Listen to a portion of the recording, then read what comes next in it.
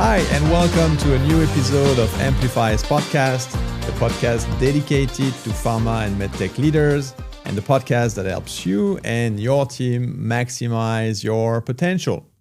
Good day to you, Vishal Doshi, founder and CEO of AUM Biosciences. Thank you, William. How are you doing? I'm good. I'm very happy to have you. Thank you so much for accepting my invitation.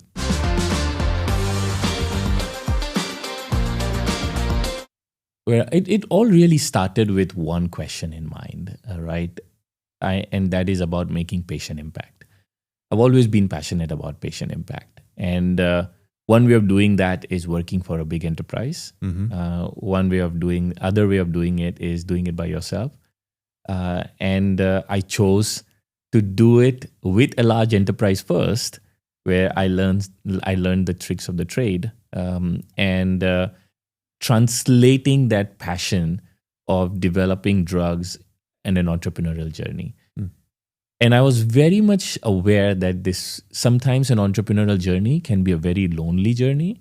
As they say, you have entrepreneurial journey is always about feeling that you have a boulder on your shoulder every single day. Right. And as soon as you go right up to the top carrying the boulder, a different one takes you down. Right. So for me, it was very important that I was mentally prepared to do this.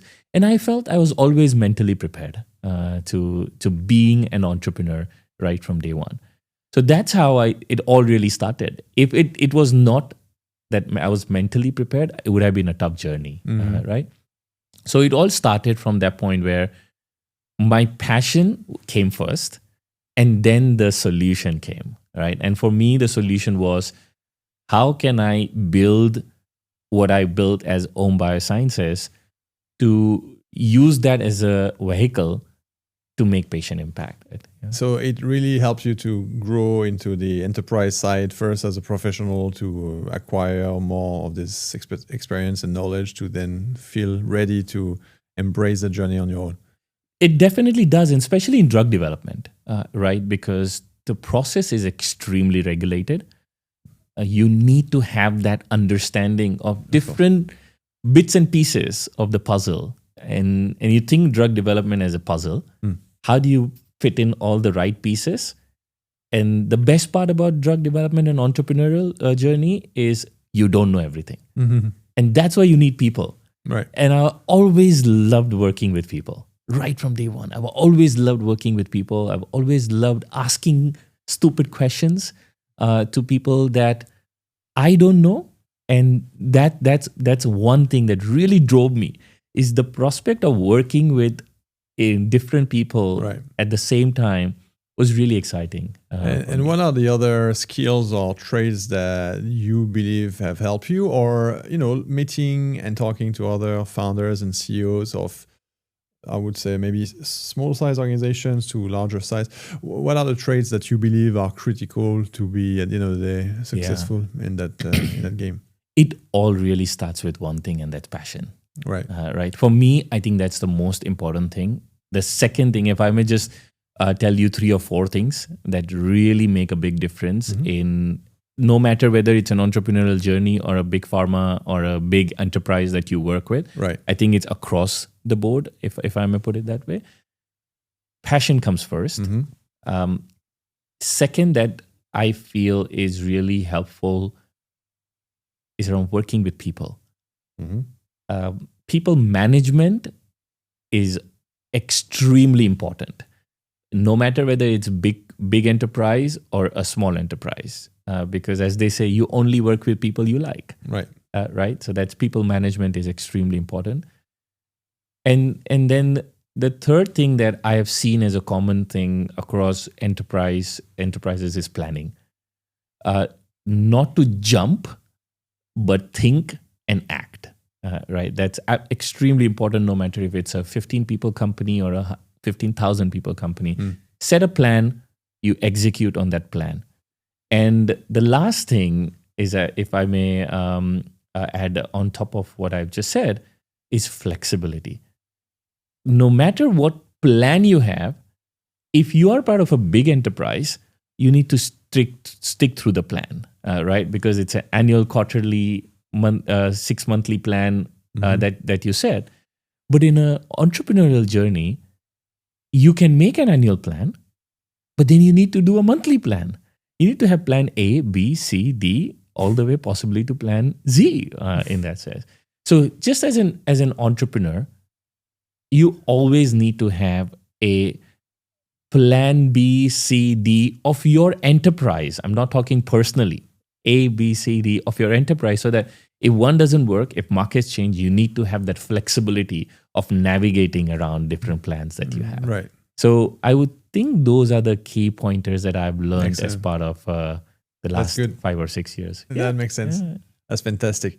On this podcast, we have a number of guests or followers who are also working for large corporations, and many of them talk about the difficulty of getting consensus and aligning across different functions and all this the fun stuff. Yeah. If you are and when you are leading a smaller organization, it is on paper easier to build consensus because you have obviously a smaller team around you, and as you grow your organization and you scale your organization, a lot of founders are struggling to realize that the recipe that was working when it was 5, 10, 15 or 40 people in an open space are not going to bring them to the next stage of becoming 400 people, 4,000 and so on. So being able to acknowledge that and try to avoid that pitfall and realize that you need to delegate and surround yourself to build an organization that really works. At what stage are you guys at in terms of scaling the business? And most importantly for you as an individual, what's your take on that journey? Have you come across some of these pitfalls before when you were working in large enterprises? What do you think is the success recipe here? No, I think everybody would have come across that pitfall.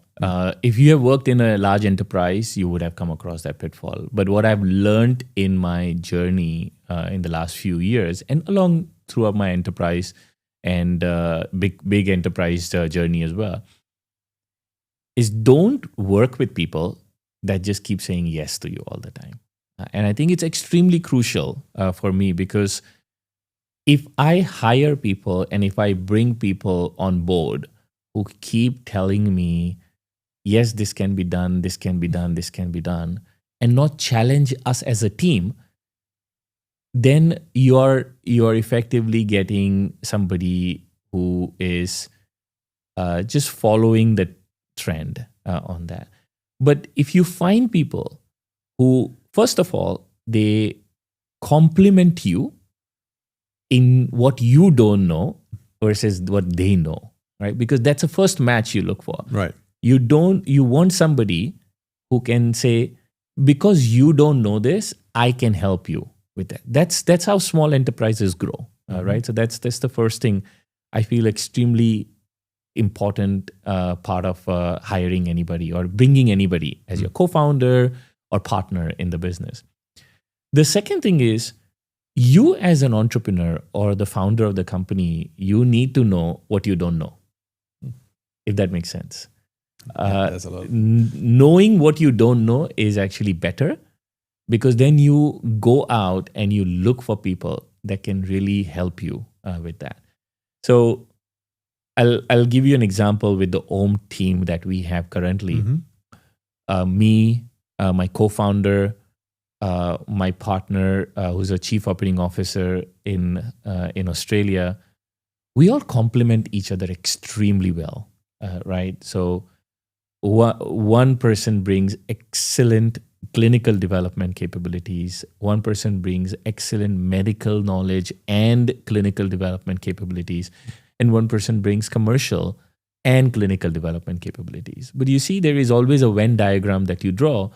And if you talk about running a biotech, you need to have a team that can mitigate 4 risks for you. 1, financial risk, development risk, regulatory risk, and commercial risk. And based on the team that you have, if you have a team that can eliminate or mitigate these risks, I think you have a dream team in your hand. And that's what I've been extremely fortunate with AUM Biosciences, that we have had that team that can do a work of 30 people with 3 people. Believe it or not, it's a phenomenal power to have when you have somebody who is complementing you with your collaboration and the opportunities that you have. So what you're saying is that right now is the 3 of you running the business? No, so we have a team. We have a global team, but the senior management that we have comprises of course, the leadership team that we have. But we started the business with 3. Of course. Right? And with that 3 as the foundation, really helped growing the team that we have right now. Because it was a very easy conversation to have with all of us. You're good at this, you're good at this, I'm good at this. Let's try and work together to try and say, okay, why don't you build your own team? Why don't I build my own team? Why don't you build your own team? Ultimately, as the CEO of the business, I am very much comfortable to give that level of authority to my team members, even though the organizational structure still remains, but it's an entrepreneurial journey and an enterprise, a small enterprise that you're running. You need an efficient enterprise, not a large enterprise. Yeah, I love it. Yeah, that's very good. So you founded a business in Singapore. Singapore is a interesting market because while it's a small geography, we are obviously at the heart of Southeast Asia, and it's a very dynamic market when it comes to pharma, biotech, medtech as well. I believe there's 100 global brands in pharma and medtech who have a regional headquarters here. Some of the biggest pharma companies have also a manufacturing plant in Singapore. There's a lot of innovators, entrepreneurs in the space of R&D, research, and medtech as well. But obviously, this is one place among others, and you probably have the aspiration to do business at a global scale. Why do you think Singapore has some interesting strength in, helping entrepreneurs to decide to settle a business here? So, William, when I started this business, my vision for Singapore was, I think Singapore has an excellent opportunity, has, and will remain to have, if the right steps are taken, to be a value-based economy and an innovation-based economy. And I think if you look at around the globe, some of the key countries that have done a phenomenal job at building biotech, you will see countries like US, in some part of Europe, you will see, but they don't become successful because they have 1 company, 2 company, 3 company in that ecosystem. They have hundreds and thousands of companies of which the scale is so huge. And funnily, you don't need millions of people to do drug development in that sense, if you really think about it that way. So when I started the company, my vision was, can I help and can I contribute towards making Singapore an innovation-based economy where you have the intellectual property within the country, which is an integral part of biotech. You have the right resources within the country, but use that as a base to grow in other parts of the region. Could be China, Japan, Korea, US, Europe, wherever it is. Right. But you can have a consolidated effort at a global stage. If you were to have a successful outcome of an enterprise, the revenues that get made from the sale of an asset or an intellectual property stays within Singapore, right? Favorable intellectual property structure in Singapore makes it an excellent opportunity for the region as well. So I was thinking more holistically that I felt that Singapore had an opportunity and has an opportunity to really drive towards innovation-based economy. And what is happening in the world right now, I think it's only making it even more important for a lot of governments to start thinking on building innovation-based economies where you do the maximum value capture, not because of IP. IP is not the only way to do value capture, but there are different ways of actually having value capture within the ecosystem. So that was my first step when I started the enterprise in 28, late 2018, early 2019, to really take that step towards making Singapore an innovation-based economy. So AUM Biosciences, you guys are a biotech company working in the oncology space. You would like to tell us a bit more about what you do? Yes, absolutely. So I founded AUM Biosciences in late 2018. And what we do is we have a precision oncology therapeutics approach towards development of preclinical candidates, taking them all the way until phase 2, end of phase 2, if I may put it that way. And we currently have a portfolio of 4 assets. 2 are in clinical stage, 2 in preclinical, and our most advanced asset is in phase 2A. And we are developing that for microsatellite stable colorectal cancer indication, which remains to be one of the most deadliest cancer in the whole wide world. So we have a job to do, right? And very exciting time for the business. Since we incorporated the business in 2018, we have raised approximately $44 million till now. Through private equity funds and a few institutional investors within the region.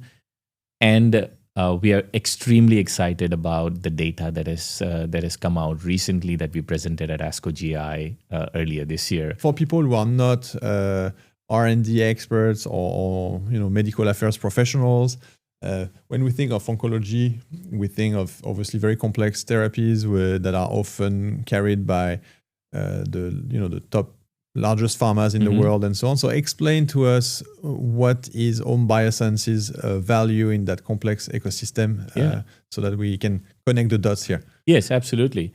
So a little bit about AUM, right? I don't know if you do yoga, but the name Not AUM, yet. No, I'm sure you will start soon.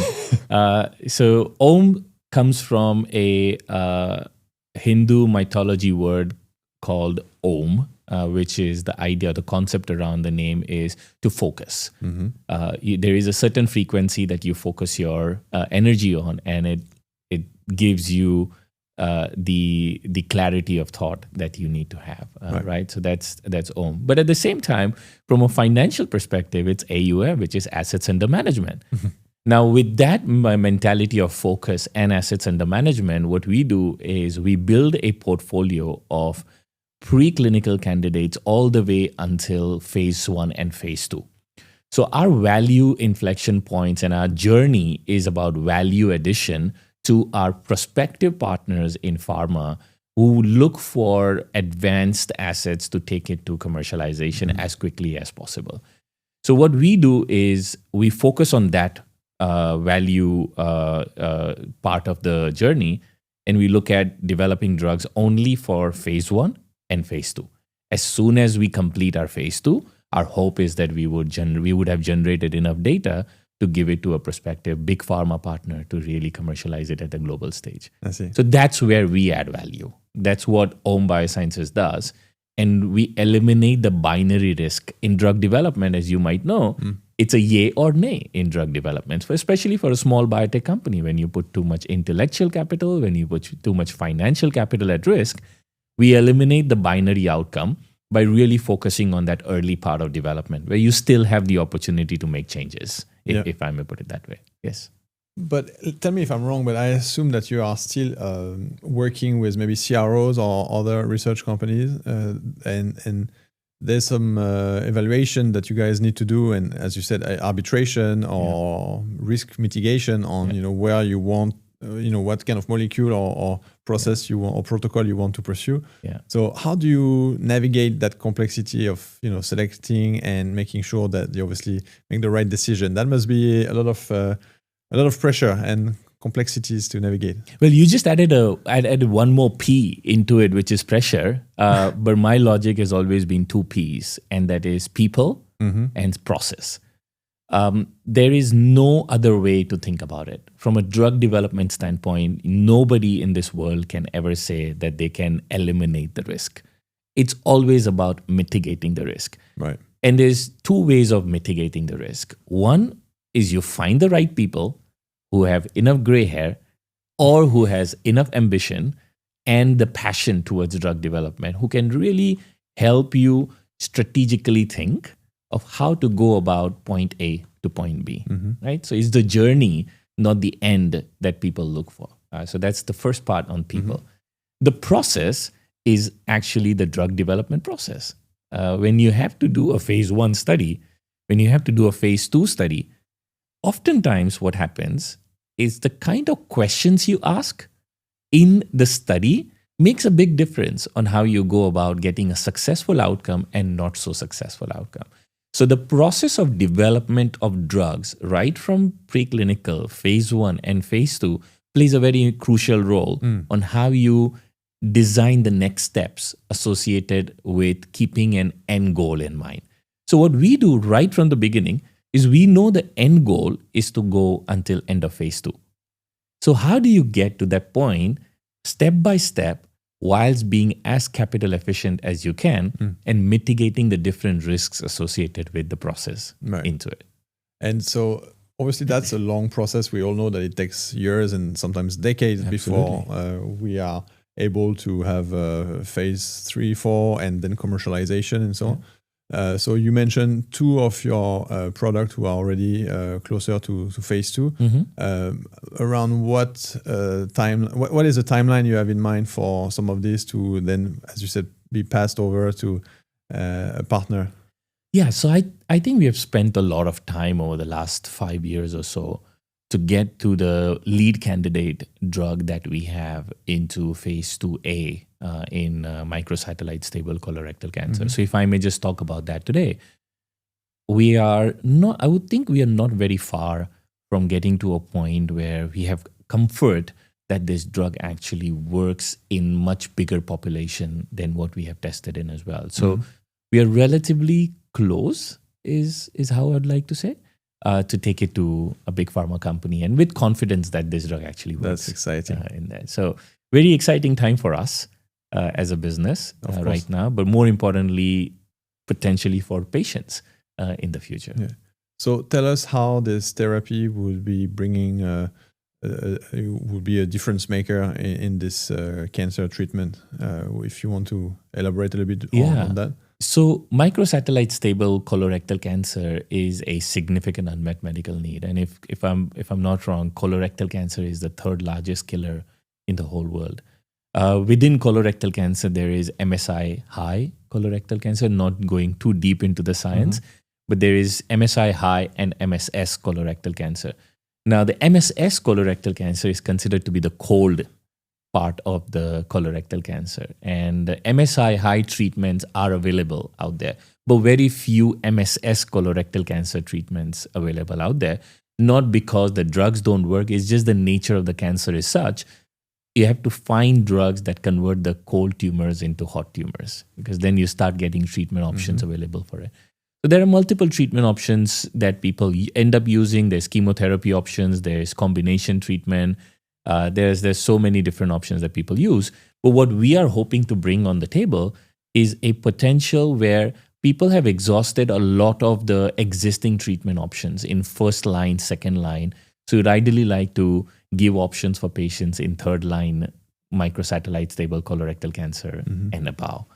So we are very excited about patients that have very limited options in colorectal cancer already. So Vishal, tell me, what's on the horizon and what is next for AUM Biosciences? So 2025 is going to be an extremely interesting year for the business. As I mentioned earlier, we published some data at ASCO GI for our colorectal cancer program. We look forward to advancing our existing oncology program and achieving the key milestones that we need to achieve from a IND perspective for one of our assets that we have.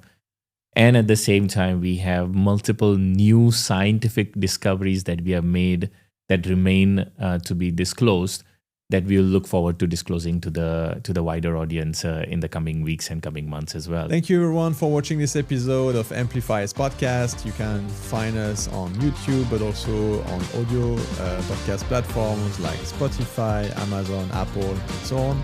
Don't forget to subscribe to this channel. Please put your comments out there. We are happy to read them, answer you, and continue that conversation. Thanks you all, and have a great day. See you next time.